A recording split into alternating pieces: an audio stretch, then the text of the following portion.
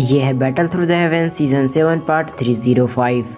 अगर आपने अभी तक लास्ट पार्ट नहीं देखा तो लिंक डिस्क्रिप्शन में मिल जाएगा। और इस वीडियो के अंदर एक जबरदस्त बैटल होने वाली है, इसलिए वीडियो को फुल वॉच करें। सो पिछले एपिसोड में हमने देखा था सावन उस मिस्टीरियस पर्सन से बचने के लिए फॉरेस्ट में आ गया था, लेकिन वो मिस्टीरियस पर्सन वहाँ भी आ गया। फिर उसके बाद रिवील हुआ वो मिस्टीरियस पर्सन और कोई नहीं बल्कि ओल्ड मूगो था, जिस वजह से सावन सरप्राइज हो गया था। लेकिन वो साथ ही ये भी जानता था कि ये सरप्राइज होने का समय नहीं है, इसलिए वो अपने स्काई 3 मिस्टीरियस चेंज टेक्निक का इस्तेमाल करता है और अपनी और बढ़ रही अटैक को ओपन माउंटेन सील से रोकने की कोशिश करता है, लेकिन वो विफल रहा। जब सावन को भी लगता है कि आज उसका चैप्टर क्लोज हो जाएगा, उसी समय वहाँ पर बियर किंग आ गया था, जो कि अपने एक अटैक से उस अटैक को विफल कर देता है। और बियर किंग के साथ जिया भी आ गई थी। जिया उसे बताती है कि इसे खत्म कर दो, अगर तुम इसे खत्म कर देते हो तो तुम्हारा मिशन भी कंप्लीट हो जाएगा। तो अब आगे इस पार्ट की शुरुआत में ओल्ड मूगो बियर किंग से कहता है, फ्रेंड मेरा कोई ऐसा इरादा नहीं था कि मैं आपके माउंटेन के अंदर आऊं, लेकिन मुझसे गलती हुई तो मैं आपसे माफी मांगना चाहूंगा। लेकिन ये लड़का मेरा टारगेट है और मैं इसे कैप्चर करना चाहता हूँ। मैं उम्मीद करता हूँ कि आप इसके बीच में नहीं आएंगे। ओल्ड मूगो जानता था कि बियर किंग का लेवल उससे कम है, लेकिन उसकी फाइटिंग स्ट्रेंथ उससे ज्यादा है, जिस वजह से अगर वो दोनों यहाँ पर लाइफ एंड डेथ की बैटल शुरू कर देते हैं तो ये बहुत ज्यादा मुश्किल था कि आखिर कौन जीतेगा। ये सुनने के बाद बियर किंग की नजर भी इस पे शिफ्ट हो गई थी। वो उसकी ओर देखते हुए कहता है, क्या तुमने नहीं सुना आखिर मेरे बॉस ने क्या कहा? आज मुझे किसी भी कीमत पर इस लड़की को प्रोटेक्ट करना होगा।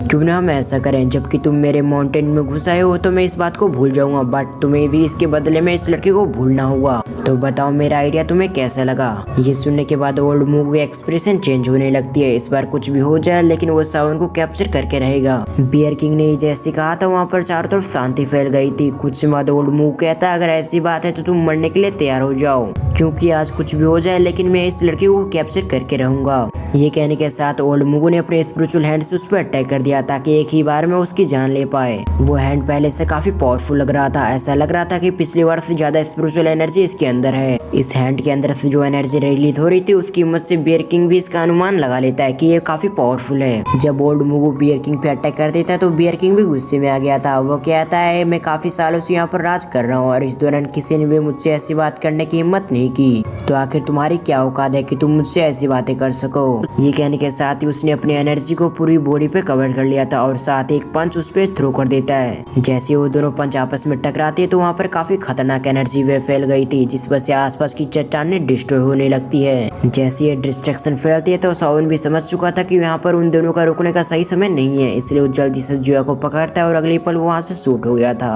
और कुछ ही फ्लैशेस के अंदर वो उस जगह से काफी दूर आ गया था। सावन जानता था कि अब ये दोनों पावरफुल लोग आपस में टकराने वाले हैं, जिस वजह से आसपास की चीजें काफी ज्यादा डिस्ट्रॉय होगी। इसीलिए सावन और जिया के लिए यही अच्छा हुआ कि उन दोनों से दूरी रहे। इधर हम बियर किंग को देखते हैं जो कि इस फाइट की वजह से अपने 2 कदम पीछे लेते हैं। जब ओल्ड मूगो की बात की जाए तो उसे एक भी कदम पीछे नहीं लेने पड़े, क्योंकि इस समय बियर किंग का लेवल ओल्ड मूगो से थोड़ा सा कम था, लेकिन उसके एक्सपीरियंस बहुत ज्यादा था और ऊपर से बियर किंग के पास एक मजबूत शरीर भी था, जिसकी मदद से वो कई सारे अटैक को एक साथ ही ब्लॉक कर सकता था। बियर किंग अपनी आंखों को ऊपर करते हुए ओल्ड मूगो से कहता है, तुम्हारी स्ट्रेंथ तो सचमुच काफी अच्छी है, मुझे लगा था तुम काफी कमजोर होंगे।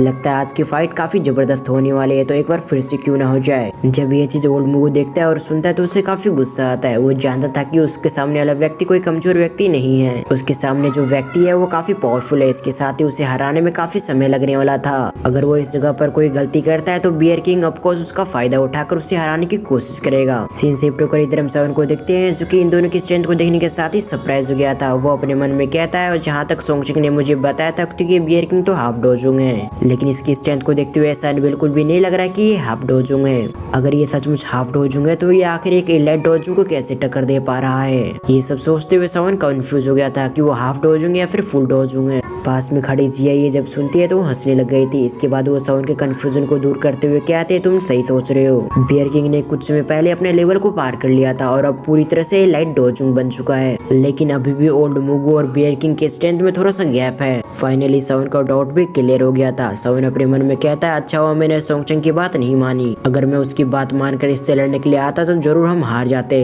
डोजोंग में आधा कदम रखना और पूरी तरह से डोजोंग बनना, इन दोनों में बहुत बड़ा गैप था। ऐसा लगता है कि सोंगचेंग पे विश्वास नहीं किया जा सकता, इसलिए इन फ्यूचर मुझे और भी केयरफुल रहना होगा। मेरी एक गलत कदम मुझे ले डुबा सकती है। नीचे से कई सारे लोग इन्हें ही देख रहे थे लड़ते हुए। सीन शिफ्ट होकर इधर हम ओल्ड मुंह को देखते हैं, जिसके चेहरे का एक्सप्रेशन पूरी तरह से चेंज हो गया। वो अपने मन में कहता है, सचमुच इससे लड़ना बहुत ज्यादा मुश्किल है। मैंने उम्मीद नहीं किया था कि ये व्यक्ति मुझे टक्कर भी दे पाएगा। भले सिचुएशन थोड़ी सी खराब हो, लेकिन वो सावन पे गिव अप नहीं करेगा। ये सब सोचते हुए ओल्ड मुंह को अपने हैंडसेल को बनाने लगता है और अगले पल उसके मुंह से आवाज आती है, नेदर डिमन फायर आर्म। उसके इतना कहती वहाँ पर एक फिल्म आ गई थी और अगली पल वो ट्रांसफॉर्म हो चुका था फायर आर्म में। जब ये ब्लू फिल्म को बियर किंग देखता है तो वो भी सरप्राइज हो गया था और अगले पल उसके हाथ ट्रांसफॉर्म होने लगती है और अगले पल उसके गले से एक रोल की आवाज आती है। ये देखने के बाद हम ओल्ड मुंह को देखते हैं, जो कि उसकी ओर देखते हुए उससे कहता है, जो भी व्यक्ति मुझे रोकने की कोशिश करेगा आज मैं उसे मार दूंगा। तुम्हारे पास अब भी बचने का एक मौका है, अगर तुम पीछे हट जाओ तो मैं तुम्हें छोड़ सकता हूँ। यूं कहने के साथ ही वो अपने हैंडसेल को बनाना कंटिन्यू रखता है और अगले पल उसका हैंड आगे की ओर बढ़ने लगता है। जैसे जैसे ये हैंड आगे की ओर बढ़ रहा था, उसी तरह आसपास की स्पेस भी टूट रही थी और साथ ही इस हैंड की पावर और इसकी साइज दोनों बढ़ रही थी और कुछ ही सेकंड्स के अंदर इस हैंड की आकार हो चुकी थी 100 मीटर से ऊपर। जब ये चीज बियर किंग देखता है तो वो अपनी बॉडी को ट्रांसफॉर्म करने लगता है। कुछ ही समय के अंदर उसकी बॉडी ट्रांसफॉर्म हो चुकी थी एक बियर किंग के अंदर। इस ट्रांसफॉर्मेशन की वजह से बियर किंग की ताकत पहले से काफी ज्यादा इंक्रीज हो चुकी थी, लेकिन अब तक ब्लू फ्लेम से बनी हुई हैंड भी उसके काफी क्लोज आ चुका। जैसे ये चीज बियर किंग देखता है तो वो अपने फिस्ट से उस पर अटैक कर देता है। ये दोनों ही काफी पावरफुल थे, इसलिए जैसे इन दोनों के अटैक आपस में कोलिजन होती है तो इनकी एनर्जी वेव पूरे जंगल में फैल जाती है। अचानक से आई हुई इतनी पावरफुल एनर्जी की वजह से कई सारे हाई रैंकिंग के बीस्ट इसकी तरफ अट्रैक्ट हो जाती है, लेकिन कोई भी हाई रैंकिंग का बीस्ट सामने आने की हिम्मत नहीं करता, क्योंकि उन्होंने सेंस कर लिया था ये जो भी है बहुत ज्यादा पावरफुल है, इसलिए उनके लिए बेटर ऑप्शन होगा कि वो उनकी तरफ ना जाए। जैसी ये एनर्जी वेव शांत होती है तो सावन नीचे देखता है, जहाँ पर 1000 फीट बड़ा गड्ढा आ गया था।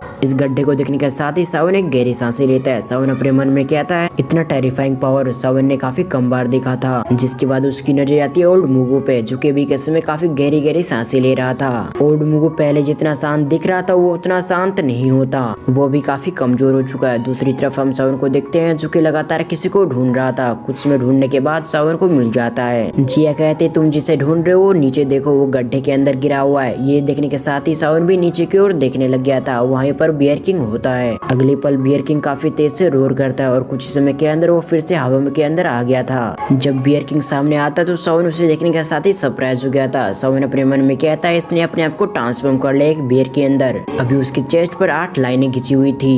फिर उसकी नजर आती है उसकी पूंछ पर। उसे देखने के साथ ही सावन सरप्राइज हो गया था। वो अपने मन में कहता है, इतना बड़ा टेल। बियर किंग की छोटी सी मूवमेंट करने की वजह से आसपास की स्पिरिचुअल एनर्जी डिसबैलेंस होने लगती है। तभी सावन को कुछ पुरानी बातें याद आती है। उन बातों को याद करने की वजह से सावन हैरान हो गया था। वो कहता है, ये एंशिएंट ड्रैगन बियर है। एंशिएंट ड्रैगन बियर के बारे में सावन ने एंशिएंट बुक्स में पढ़ा था, जिस वजह से उसे इसके बारे में मालूम है। इन एंशिएंट बीस्ट को बाहर की दुनिया में देखना बहुत ज्यादा मुश्किल है, क्योंकि ये बहुत ज्यादा लुप्त हो चुकी है, यानी कि गायब हो चुकी है। इन एंशिएंट ड्रैगन बियर के अंदर ड्रैगन की ब्लड लाइन भी मौजूद होती है। इन एंशिएंट ड्रैगन बियर को ड्रैगन ब्लड लाइन को एक्टिवेट पूरी तरह से करना है तो इनके चेस्ट पर 9 सिल्वर कलर की मार्क होने चाहिए। उसके बाद ही वो अपने ड्रैगन ब्लड लाइन को पूरी तरह से अवेकन कर पाएंगे। और अभी के समय इस बियर किंग के चेस्ट पर 8 कलर की मार्क थी, यानी कि अभी एक बचा हुआ है। अगर इसके शरीर पे एक और मार्क आ जाता तो ये पूरी तरह से ट्रांसफॉर्म हो जाएगा, जिसके बाद वो अपनी पावर के साथ ही साथ ड्रैगन ब्लड लाइन का भी उपयोग कर पाएगा और इन्हें अल्टीमेट ड्रैगन बियर भी कहा जाता है। चलो अब इस पार्ट को यहीं पर एंड करते हैं। इसके साथ ही अगर आपको इसका नेक्स्ट पार्ट देखना है तो इस वीडियो पे 300 लाइक्स कंप्लीट करवा दीजिए। इसके साथ ही साथ जितना हो सके उतना कमेंट भी। जितना जल्दी इस वीडियो पे 300 लाइक्स कंप्लीट होते हैं उतने जल्दी मैं नेक्स्ट पार्ट भी अपलोड कर दूंगा। वीडियो को फुल वॉच करने के लिए थैंक्स फॉर वॉचिंग।